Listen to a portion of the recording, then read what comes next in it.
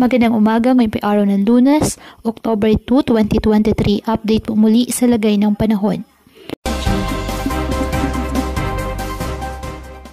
Patuloy pa rin po na nagpapaulan sa iba't ibang bahagi ng ating bansa ang trough ng bagyong si Jenny, kasabay po ng pinalakas nitong habagat. Taglay ngayon ng bagyo ang lakas ng hangin na 95 km per hour at pugsong 115 km per hour. Kumikilos ito west-northwestward sa bilis na 15 km per hour. Inaasahang lalakas pa ang nasabing bagyo at inaasahang pinakamalapit sa extreme northern Luzon, lalo na po sa Batanes, sa araw po ng Miyerkules o Huwebes.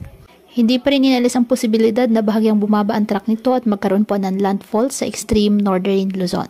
Naasahang lalabas ng ating Philippine Area of Responsibility ang bagyong Jenny sa araw po ng Huwebes ng tanghali o gabi.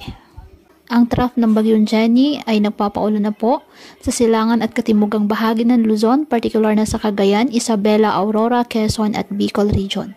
Magiging makulimlim na rin po sa Metro Manila at malaking bahagi ng Calabar Zone. Ang habagat naman ang magpapaulan sa Mimaropa at malaking bahagi ng Visayas at Mindanao ayon sa Pag-asa.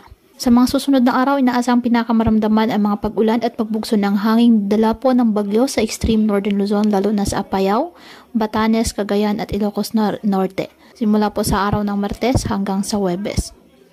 Kaya pinapayuhan ng ating mga kababayan na maging maingat po sa mga posibilidad ng pagbaha at pagguho ng lupa, lalo na po kapag may malalakas na ulan, at ugaliin na magdala palagi ng payong o kahit ano panangga sa ulan o kahit naman sa init ng araw kapag lalabas po ng ating mga tahanan.